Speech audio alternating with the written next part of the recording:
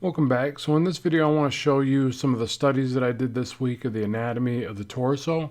And so what my goal here, or what sort of pulled me towards wanting to do this again, was whenever my characters feel stiff, obviously I work on things like gesture, but then I also want to take it a step further and I want to understand the twisting, contorting of the body, the way it might look like when it's in action more. I also wanted to really specifically zero in on the serratus. I've had questions or video requests on the serratus, and I don't feel that I nailed these particular ones. Like, they're not perfect. And I want to always preface these videos with that. I don't want you to assume that when I draw things and share them, I consider them perfect. There's always room for growth. There's always intricacies and minutia and little points of where it's like, well, it could be better. It should connect here to here. I seem to draw out all the anatomy majors when I draw this stuff. They really come out of the woodworks and tell me some of the things I do wrong, and that's fine. That's how we all learn. So I actually welcome that, and I just want you to see that as I work through these things, I'm studying, I'm learning, growing just like you, and we're all just sort of sharing notes, comparing notes, and then hopefully getting to something that we can be better, as artists and more proud of. And these various repetitions of these studies help us to do that. Now, also, these are studies from Pinterest, and I create various boards. I've talked about that in other videos.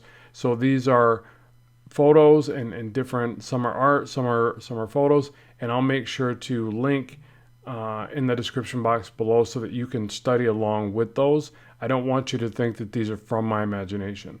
So these are studies that I'm doing to try to harness something about the subject matter.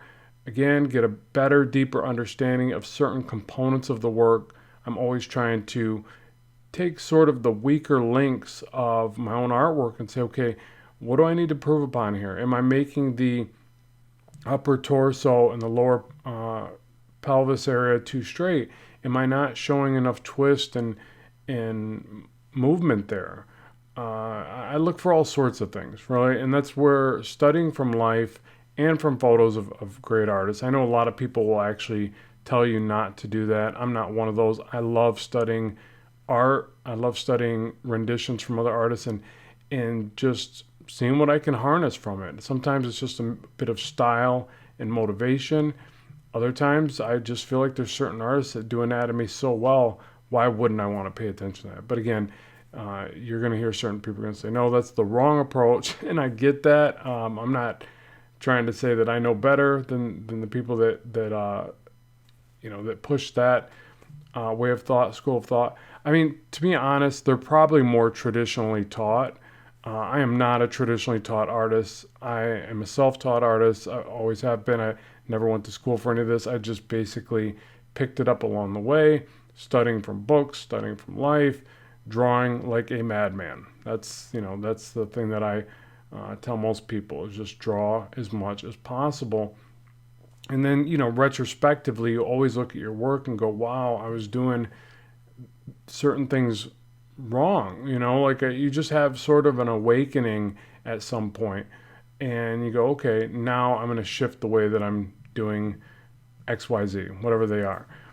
But again, the thing that drew me to these ones, as I've already mentioned, but I really want to point out, is that the serratus. So I really want to get better at the serratus. And there was a couple of things I did start to notice that, for one, I do tend to lean to a more stylized approach of that, probably from drawing comics for so many years and practicing that way of drawing. But then I noticed that there were certain things about it, like the angling, the way it connects, raising the abdominal muscles, the rectus abdominis, right up to the pectoralis. I did that on this particular one. This one was from a photo. I really like these ones as well. And again, I'll link them. They're in the boards that I'm talking about on my Pinterest. And so these are models that are where they take half of the model or portions of the model and they do like anatomical drawings over top of them.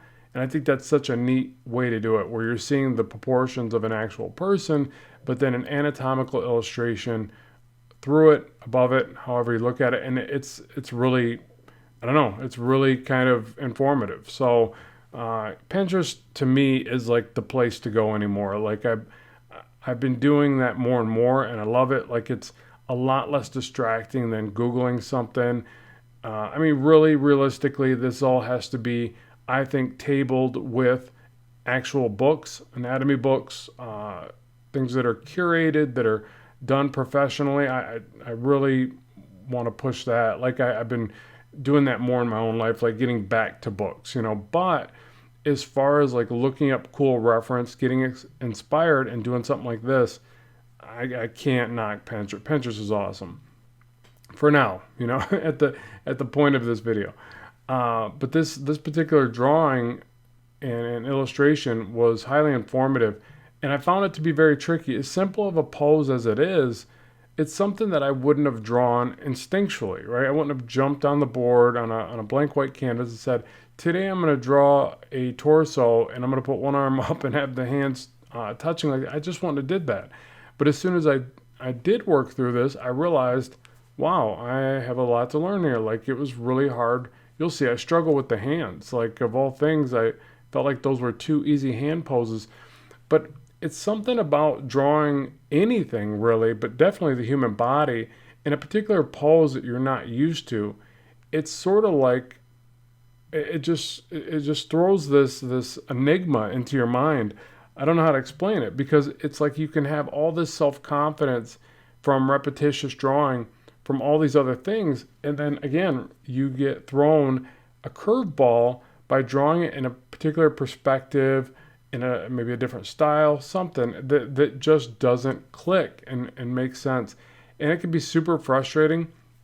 I try to take a step back, take a break, come back to it, and remember that a lot of times the trials and errors, you know, the harder things that we attempt to do brings out the best in us. So remember that. But hopefully you've enjoyed today's video and got something out of it. I know it's just a time lapse of me doing some studies, but I would love to know what you think, as well as what you'd like to see in the future. As always, keep drawing, keep having fun, and bye for now.